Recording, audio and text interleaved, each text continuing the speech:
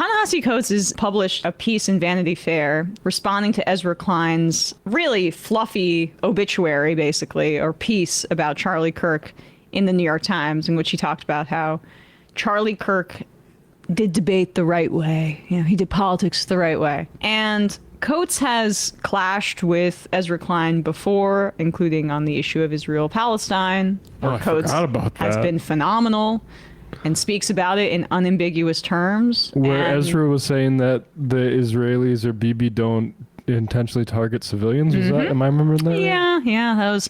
I think they've had multiple conversations, but that was an early on one as well. And Coates has also evolved on that issue, which I give credit for, and he should be a roadmap for a guy like Ezra Klein, where you can evolve from your liberal Zionism and come into reality and humanism, because Coates had previously said that Israel was just reparations for the Holocaust and has now amended that with more information, which we should give him immense credit for. In Ta-Nehisi Coates' sort of first big essay, The Case for Reparations in the Atlantic, he cited Israel positively as an example of reparations. And it says it takes a lot, I think, to go back on what sort of made your name, a big piece like that, and saying a huge part of that I retract because it is wrong to mention Israel as a good example of reparations. And he's now being, I would say, genuinely brave here, because we see the administration is saying they're going to target anybody who speaks the truth about what Charlie Kirk's legacy is professionally in life. This is obviously different from who he was as a person, interpersonally. I don't care about that particularly. It's horrible that his wife lost her husband and he had children that will not have a father. And that's horrendous, but that's not my job to talk about that. Our job is to talk about people's impact on politics and on society. And Coates, Biden, my time writes in, Coates absolutely skull drags Klein for glazing Kirk. I would say that's an accurate description of this piece. It's phenomenal. So the piece is entitled, Charlie Kirk, Redeemed, a Political Class Finds Its Lost Cause. We'll begin. I'm going to read a lot of it.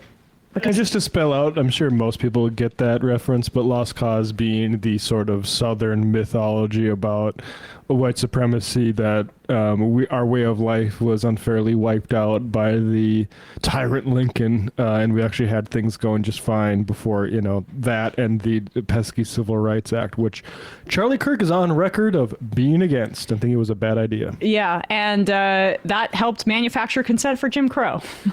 And was a part of the propaganda infrastructure that ended Reconstruction and made black people officially second-class citizens. Restored white supremacy. Yep.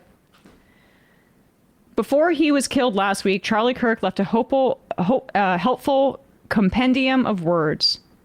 Helpful compendium of words. Ones that would greatly aid those who sought to understand his legacy and import. It is somewhat difficult to match these words with the manner in which Kirk is presently being memorialized in mainstream stream discourse.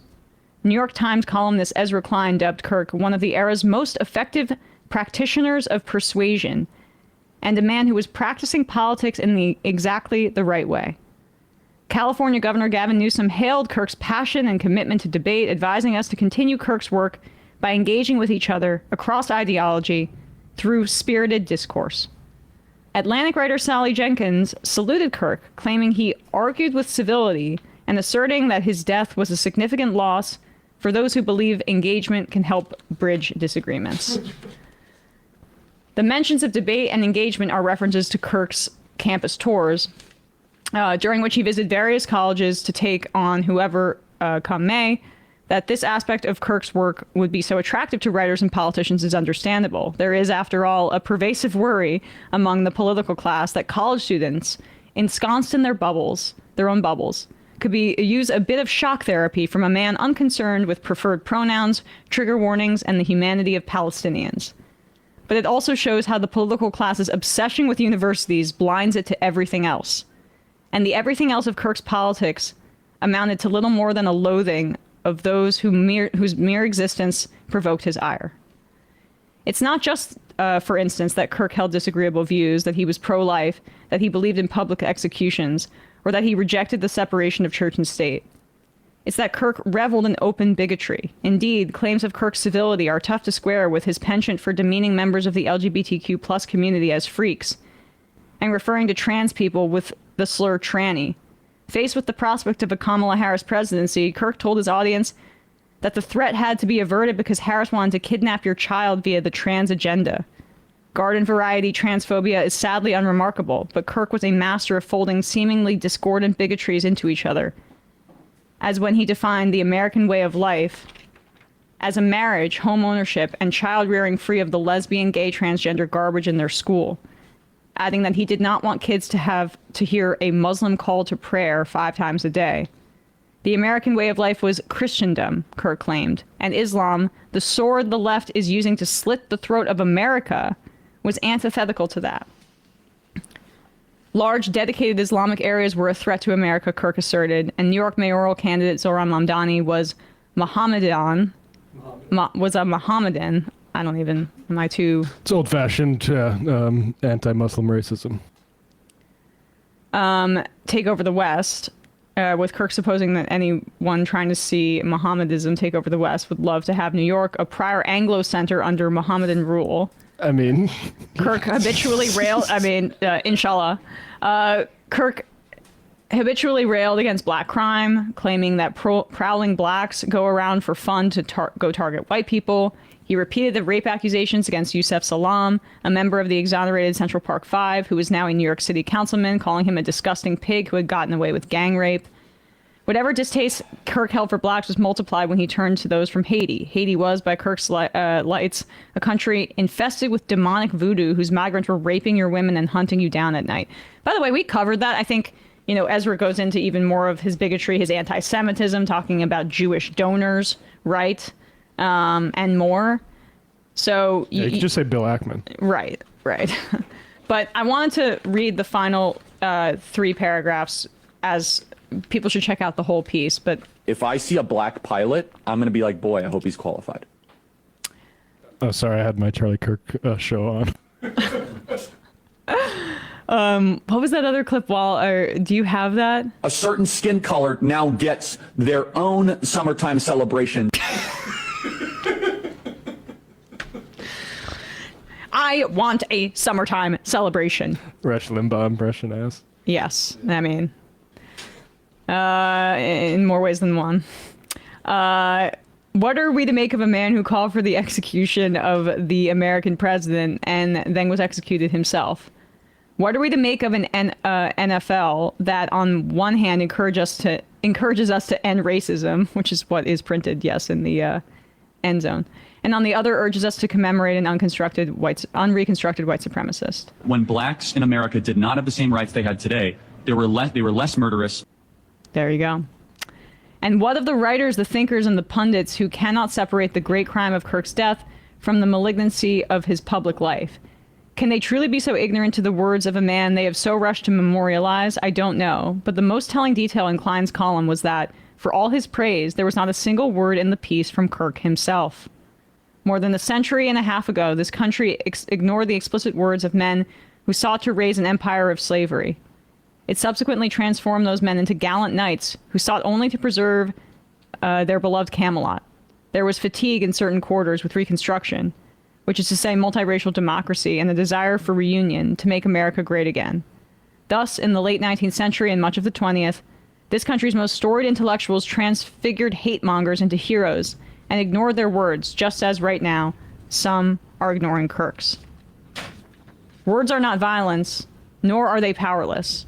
Burying the truth of the Confederacy, rewriting its aims and ideas, and ignoring its animating words allowed for the terrorization of the black population, the imposition of apartheid, and the destruction of democracy.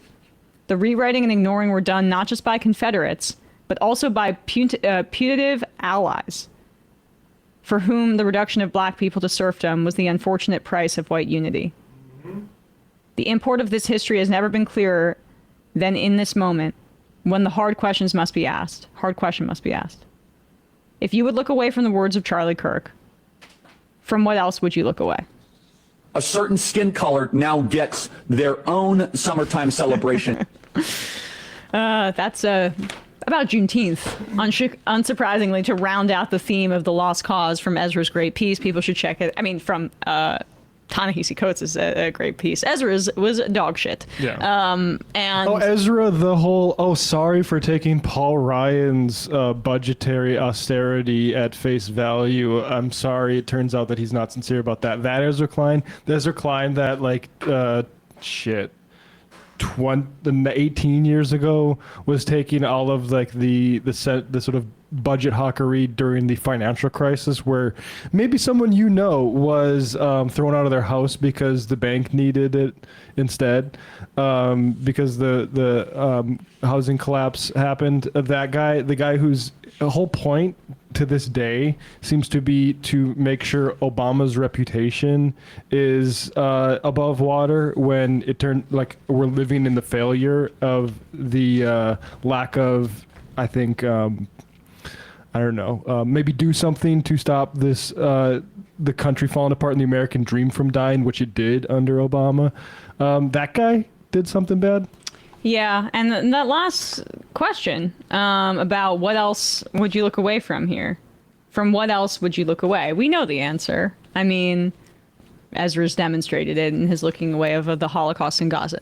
But I mean, although I know he's done some more, accurate coverage recently, but largely now it's much more comfortable to say it. I mean, back when Matt and I were saying Israel's committing genocide, about to commit genocide, probably within the first four or so days after October 7th, 3 or 4 days, week or so, it was quite clear.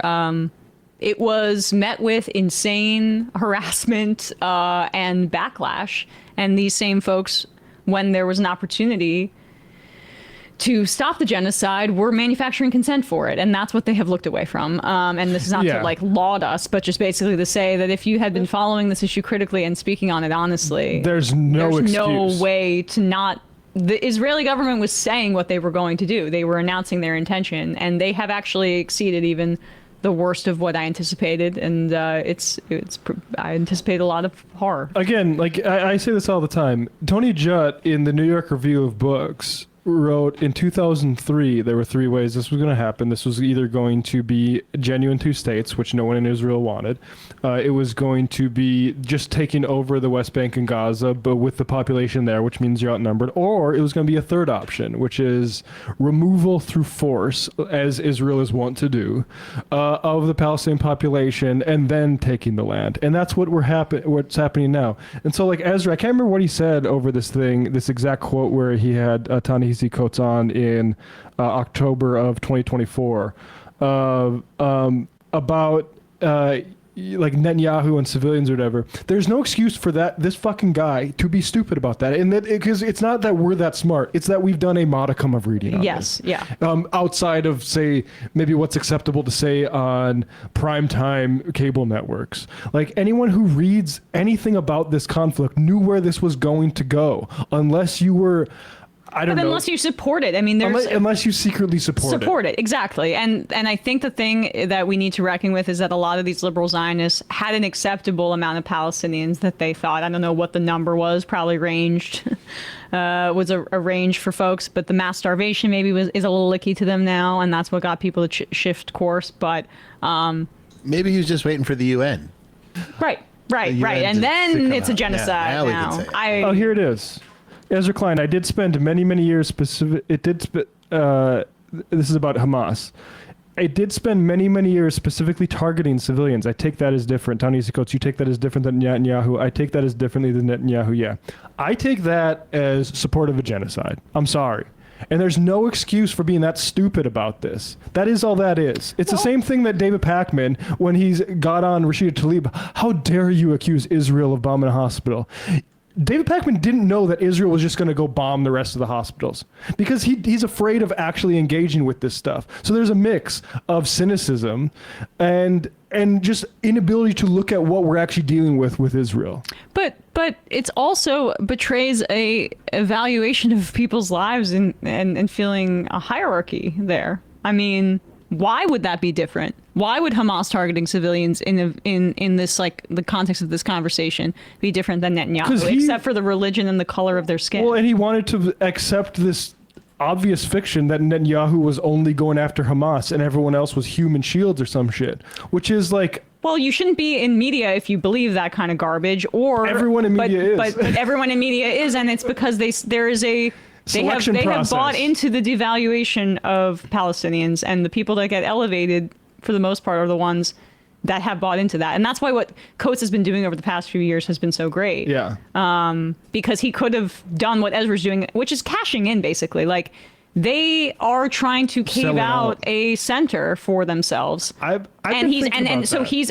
what'd you say? I've been thinking a lot about Ezra Klein lately, because like when we even had him on this program, there's part of him that like I used to listen or read Wonk Blog. I want to like Ezra Klein, but I can't help but think that if he just said he was a conservative, we'd all be a lot less mystified by what's going on there. Mm-hmm.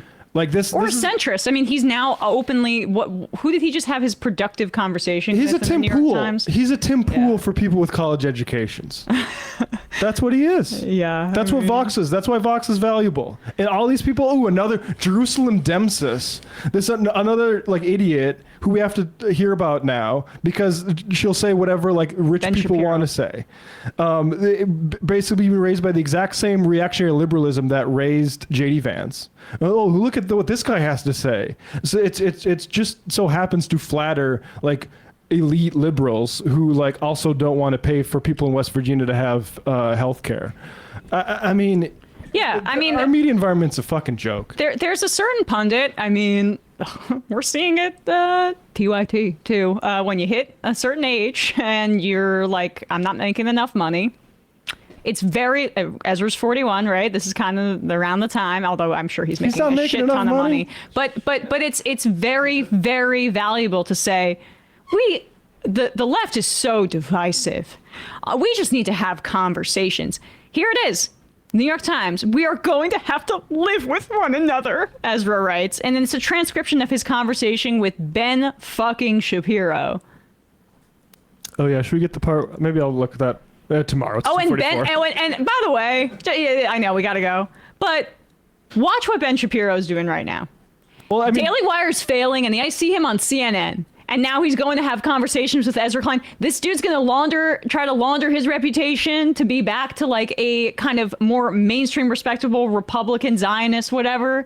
And maybe he'll start. I predict he will start being critical of Trump just a little bit, probably not on his show. But on other shows, he is this extremist psycho Ben Shapiro is trying to launder himself right now to the liberal media class. And Ezra Klein is more than happy to go along with it because he's doing the same thing on the other side. Well, because I mean, Ben Shapiro is the perfect guy to have on because he knows all about inspiring murderers. Mm-hmm. Here is evidence presented at Alexander Bissonnet's sentencing. This is the Quebec City mosque. He killed 6 people in the Quebec City mosque. Here this morning includes a list of some of the Twitter accounts he was checking in the month before he killed 6 men. Right there at the top, the one that he checked the most, Ben Shapiro, editor of the Daily Wire and the Ben Shapiro Show. And then after that, John Nolte, Tucker Carlson, Baked Alaska, who you don't hear much about, Richard Spencer, all the normal types. But yeah, I mean, did that come up? It might have. I haven't listened to it yet. I do know that Ben Shapiro brought up the time that Barack Obama said that Trayvon Martin could have been his son, and that apparently is too much for conservatives to have taken. And that was apparently the start of the racial divide in this country, and Ezra Klein didn't push back on it. So maybe we'll play that tomorrow. Ben Shapiro wasn't racist until Obama made him be. Yeah, he definitely wasn't. With such a horrible comment like that, seeing himself in another black boy's experience and brutal killing, God forbid. And, the whole, like, Arabs like to live in sewage tweets that he had, too. Like, yeah. Let's get this guy on to talk about how to do it the right way. Hey, folks, don't forget to hit the subscribe button and check out our daily show. We do it every day at 12 p.m. Eastern for about 2.5 hours. We even take phone calls. You should check that out.